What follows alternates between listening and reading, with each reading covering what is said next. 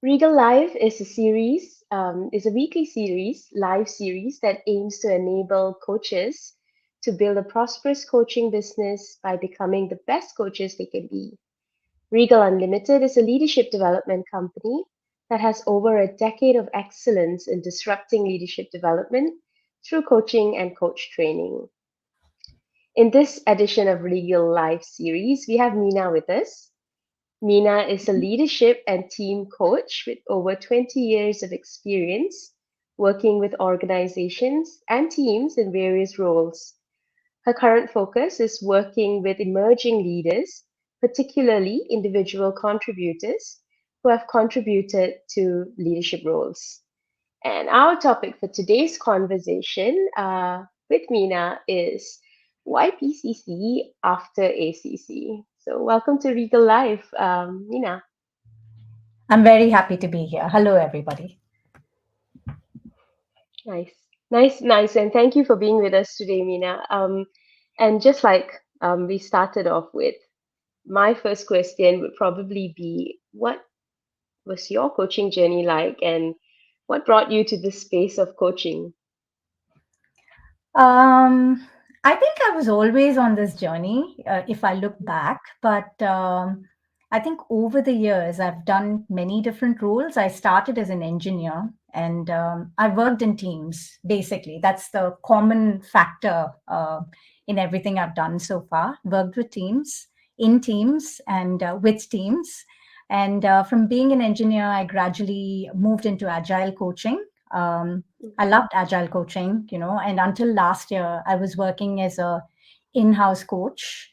And one of the competencies in agile coaching is professional coaching. Like that was what took me to professional coaching. And from this year, I decided that I'll focus on becoming a full-time coach. Nice.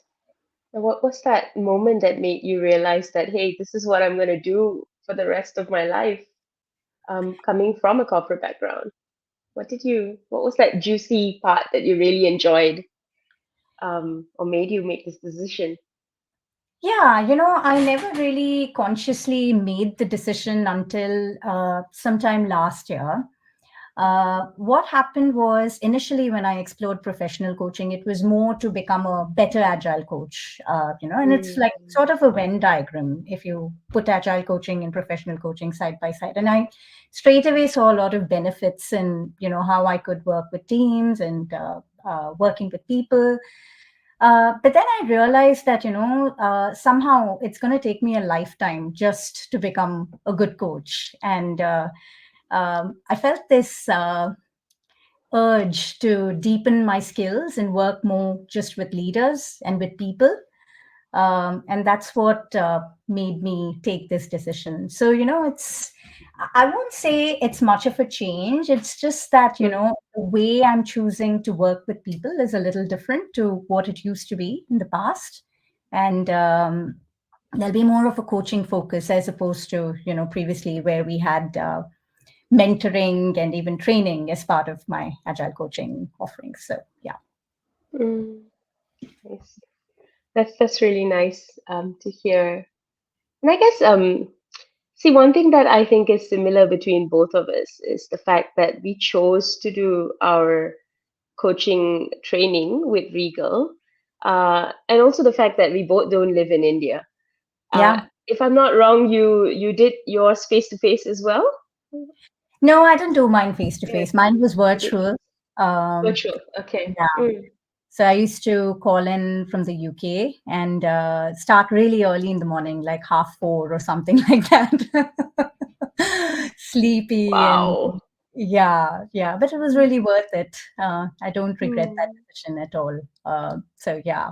Uh, What made you decide to do it with Regal instead? I'm sure there are many other coach training organizations in the UK, similarly here as well. But what was your story, and how did this happen for you? And do you really see a difference? So I did look at a few coach training schools here in the UK as well. Personally, I found the whole ICF website extremely confusing. So Mm, took me about a year from the time I decided I would pursue a credential to signing up. Because, for instance, when we were doing our ACC, this whole thing about um, getting 100 hours, doing 100 hours of coaching, Mm, I just couldn't get my head around it. I was like, how can somebody do 100 hours while you're also working? What does that mean? So mm, I put it off. And in the background, I was attending lots of sessions and taster sessions and trying to find out, trying to speak to other coaches. Um, but information was scant. And then I spoke to a mentor who mentioned Regal, and I came along, I think, to one of the sessions. And it was just mm, basically some sort of gut instinct, if I'm honest. But it worked for me, and I don't regret the decision at all. I mm, really enjoyed my whole ACC experience with Regal. We had an excellent cohort, and lots of us became very good friends. I'm still in touch with a lot of my peer coaches from the ACC batch, and we had a lot of fun. We were very engaged. I used to wake up early, but some of us mm, used to uh, stay back even after our sessions were over, after our classes were over, and discuss, what happened. So it was very deep, very immersive learning, and I got a lot of personal benefits from being coached so much, mm. by my Yeah. peers. So this part people agree, right? And um, something came to mind when I was talking about friendships. Gallup, which is the Uh, we used to do this engagement survey at one of mm, my old workplaces, and they had a question, do you have a friend at work? And I think it works for cohorts and other experiences as well, because when you have uh, good people to travel with, it makes yeah. the journey worthwhile. And of course, the mentoring was amazing. A little scary at times, but really amazing. And so, yeah, so that's how I got to do my credential with Regal. Nice. I agree with so much of what you're saying.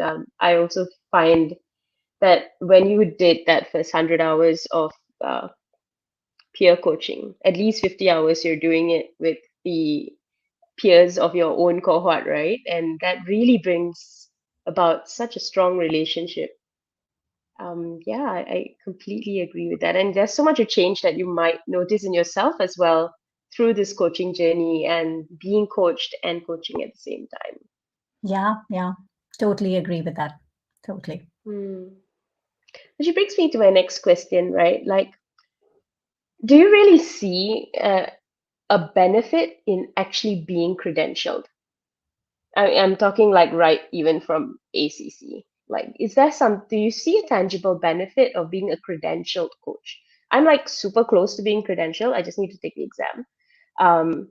But I'm asking myself this question: is the technique not enough? Does the credentialing make a difference? So that's a bit like asking a doctor if they need an MBBS. That's how I Oh, would wow. put it, right? Like, um, I know coaching is a very young profession, but how do we know we're doing it right? And since there's so many ethical considerations, should we not be invested in getting the credential to say that we are coaching as per the standards? And I know there's more than one credentialing body, but still, uh, it's important, and that's how I see it. Mm, okay. Has it made a difference for you in your career, the credentialing component? Yes and no. I think it's a complex question because coaching being so young, I've seen two kinds of people. Like there's some pockets that know super well what coaching is, what the ICF is, and they know what ACC, PCC, MCC means.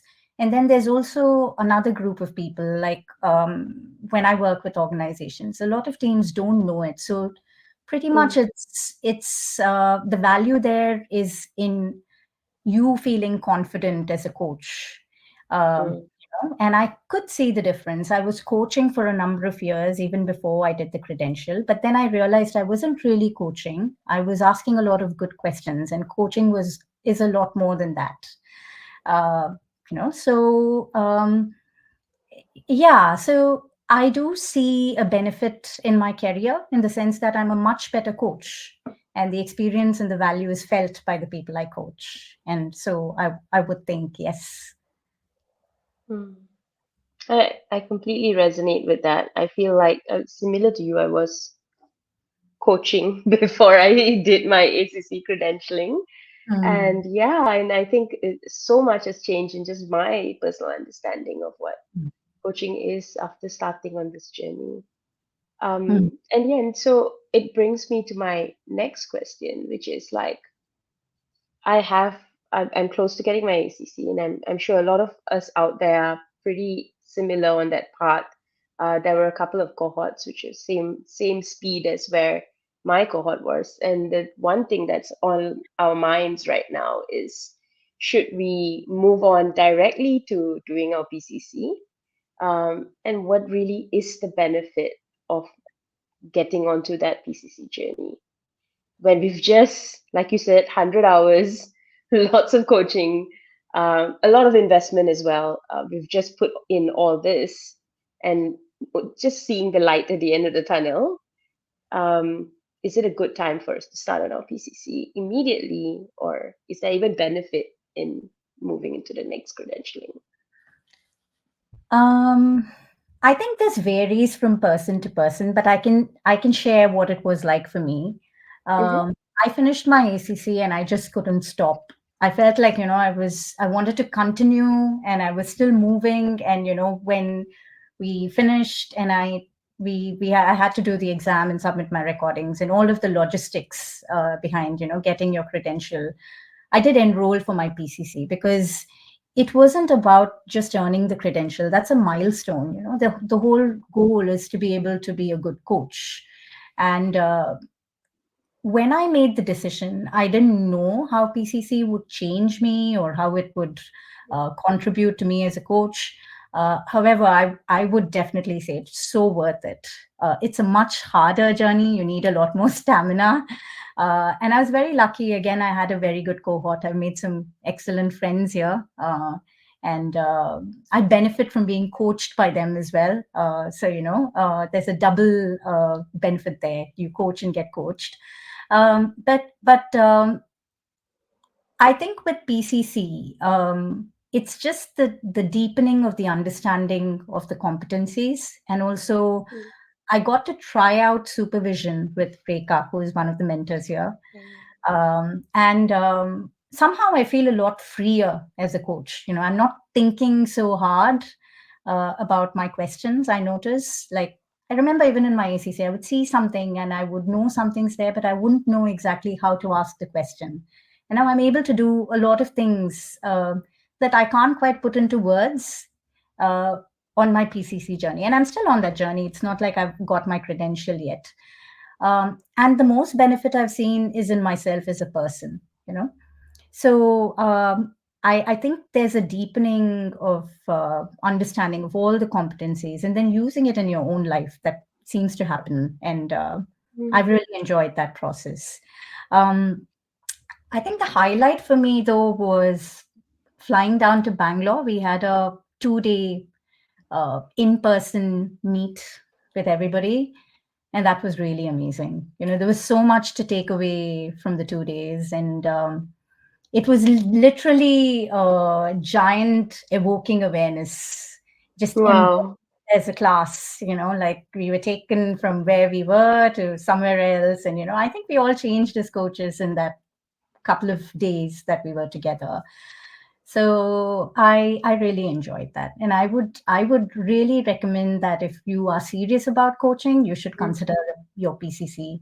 Um, I'm not sure if so the fact whether you do it right after your ACC is a very personal choice. It depends on Mm-hmm. things like your finances and your time and energy commitments, and that's something everybody will have to decide for themselves. Yeah. But if you're stuck, get coached on that, and you can figure it out.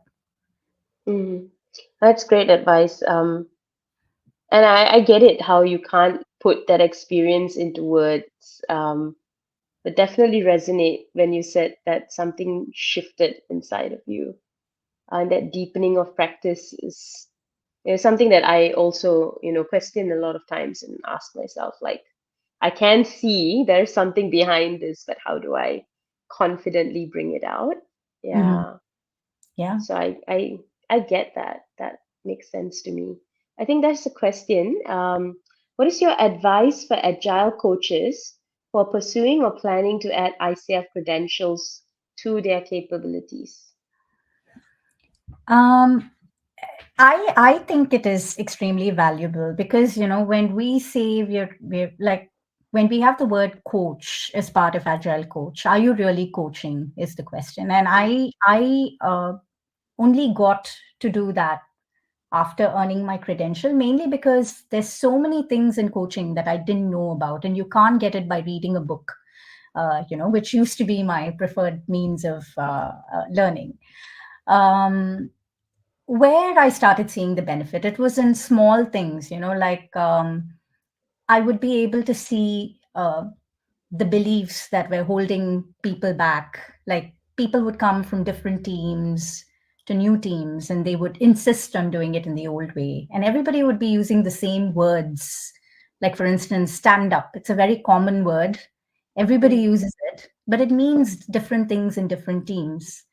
And how do you bring that awareness to the team? I got these little subtle ways of coaching people in the moment through pursuing my credential, through learning what coaching really is. Similarly, we have a practice of facilitating retrospectives. These are practical events that happen at the end of every cycle of development. Again, just using the ICF framework uh, and using that to bring structure, bring a goal, and then creating a container and then having the discussion within that is super helpful. So it has so many benefits. I've just named two. And the other bit, other intangible benefits of this was I started noticing boundaries. Like if I move from mm, one team to another, if I'm talking to a leader and then I'm working with somebody who reports directly to this leader. What should I be aware of? What should I keep in mind ethically? I think a lot of that awareness happened because I pursued a coaching credential, and so I made some choices on the back of that. So I would think it's an absolute must, especially given that now the world is changing. Um, Agile coaches need to be agile as well, and part of being agile is learning new skills, right? And in the new world, I think it would be immensely valuable. So yeah. yeah, that's great advice. And I guess we have only like about 2 minutes left. And yeah, so I'd leave it to you to add on to see if there's anything else that you could tell us about um, your experience in moving to the PCC space. Anything that you observe in yourself personally, because you mentioned deepening that practice, right? Maybe you Yeah. could give us an example of something that you observe about yourself personally and how that shifted for you. Um, there's a lot more. Okay, there's a lot more awareness around emotions, Mm, and there's a lot more comfort around emotions. That's one, definitely.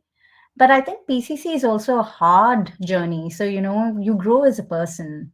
If you want to stay the course, you need to practice everything you preach. So I feel like it really holds a mirror to you. The process itself holds a mirror up to you, and every time I'm stuck, and every time I talk to somebody and I get coached, I learn something new about myself. Uh, you know, um, so there's so many subtle things. It's quite hard to cover them in a conversation like this, but yeah, there's lots of little things that have changed, and I think more than anything, I think it's showing up in other places, right? Like in my parenting, I'm more patient. mm, listen better, um, can pick up on small things that are happening under the surface. And so, yeah, the benefits are numerous that way. Yeah. Well, thank you so much for joining us today, Meena. I think we had such a great, concise, but very fruitful conversation. And really looking forward to start on my PCC journey as well. Granted, it's hard. We know that from our previous experience as well. But every bit of that hardness brings so much benefit and so much beauty to the way that we live our lives as well. So thank you for inspiring all of us and look forward to seeing you again here on Regal Live. Yeah, thanks for Thank you, having me. everyone. Thank you. Bye. Thank you.